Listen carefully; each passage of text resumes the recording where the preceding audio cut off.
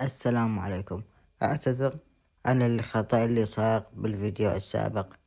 نشرت هذا الفيديو من جديد قصة أيمن بركة بنت ثعلبة.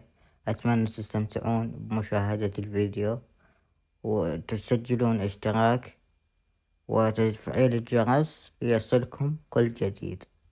هذه أيمن حاضنة النبي عليه الصلاة والسلام والمسؤول عنه والقائم على خدمة النبي عليه الصلاة والسلام.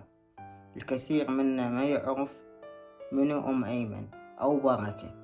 اللي يريد يعرف منو أيمن خلي يكمل هذا المقطع للأخير وشاركوا المقطع وسجلوا اشتراك في القناة وحطوا لايك إذا عجبكم المقطع. شوفوا الفيديو.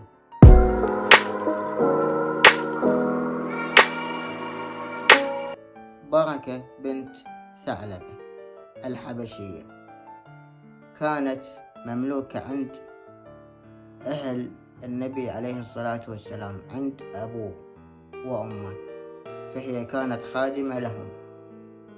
وعندما توفي أبوه عبد الله ابن عبد المطلب أبو النبي عليه الصلاة والسلام، ورثها النبي منه وبعض الأشياء الأخرى، فهي كانت القائمة على خدمة النبي عليه الصلاة والسلام طيلة حياته، وهي برفقته دائما حتى سن 25 من عمر النبي، حين تزوج من السيدة خديجة. هنا اعتق النبي عليه الصلاة والسلام اعتق بركة وزوجها من شخص يدعى أبو عبيدة الأنصاري. أتبكين يا بركة؟ أصابك شيء؟ أنت في بيت محمد، وما أظنك إلا سعيدة هناك، وما أظن أن محمدا ينقص عليك شيئا، فقد سار في ساعة. لقد اعتقني. أمن أجل هذا تبكين؟ أمرك غريب يا بركة. هل تبكي مملوكة حررها سيدها؟ هل يبكي أحد تحرر من عبوديته؟ بلى يا ابن عبد المطلب، بلى يا سيد مكة. تقدم أبو عبيد الأنصاري للزواج بي فأعتقني. أعتقك وزوجك لأبي عبيد، وإنه والله يريد لك ما تستحقين، الحرية والزواج والبيت الهانئ. إني أغبطك يا بركة. كلنا نغبطك يا بركة، أنت منا. نحن نسعد لسعادتك ونحزن لحزنك. إلا أنا، والله لا شيء أحب إلى قلبي من أن أكون بمحمد. فهي بركة من ضمن الثلاثة الذي أرضعوا النبي عليه الصلاة والسلام. الأولى أمه آمنة بنت وهب، والثانية بركة بنت ثعلبة، والثالثة حليمة السعدية. تبكين يا بركة؟ أنابك شيء؟ بلى، إنه الشوق لنور عيني ولدي محمد. بوركت من مولاة حضنت ابن مواليها حتى صارت بمثابة أم لها. تالله إنك يا بركة لبركة في بيوت آل عبد المطلب. تراهم يتأخرون بالعودة كثيرا يا أم طالب. رحلة الصيف إلى الشام تقارب الأشهر 3، ولكن ادعي رب الكعبة يا بركة أن يوفقهم في متجرهم فيربحون ولا يخسرون. سيربحون يا أم طالب، سيربحون. أنت متأكدة من ذلك؟ بلى، سيربحون ببركة ولدي محمد. أنت مني، أنت لست مولاة ولا خادمة، أنت من أهل هذا البيت، ومحمد يقول هذا أيضا.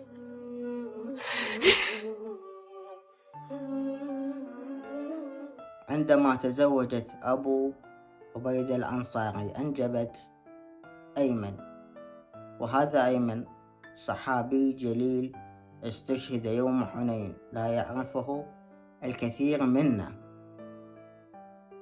وبعد هجرة النبي عليه الصلاة والسلام تزوجها من زيد بن حارثة، تزوجت من زيد بن حارثة وأنجبت أسامة بن زيد الذي كان قائد إحدى الجيوش في إحدى المعارك ضد المشركين. وبركة كانت قريبة من النبي حتى بعد أن اعتقها، وشهدت يوم ولادته وشهدت يوم وفاته، فكانت هي مثل الظلة بعد أمه وأبيه. حتى وفاته كانت معه، وهي أيضا توفيت في بداية خلافة عثمان بن عفان رضي الله عنهم وأرضاهم أجمعين. هذه قصة بركة بنت ثعلبة، وهي فعلا بركة ومباركة، كانت برفقة النبي عليه الصلاة والسلام طيلة حياته حتى التحق بالرفيق الأعلى. اشتقتي لمحمد؟ وكيف لا أشتاق إليه وأنا أمه تربيه؟ حضنته طفلا وشهدت دموعه رضيعا وفتى. وربي هذا البيت إن كبدي ليتفتت عليه. أربعي يا بركة، أربعي، لم يحن موعد قدومهم بعد. أعرف يا أم طالب، لكنني لا أستطيع دفعا لأشواقي. يا بركة، إن محمدا في الشام مع عمه، وتالله إنني لأشتاق إليه أيضا، ولكن ماذا نفعل؟ ليس لنا إلا الصبر. أعرف، لكنني سأذهب إلى أجياد. غريب أمرك، وماذا تفعلين في أجياد؟ أنظر منها صوب الشام، أتنسم ريح محمد آتية منها. يا لقلبك الوفي، بورك فيك يا بركة، اذهبي. أتمنى استمتعتوا بمشاهدة الفيديو والقصة بالكامل. هذه هي القصة، ولا تنسون اللايك والاشتراك بالقناة، تفعيل الجرس حتى يوصلكم كل جديد. السلام عليكم.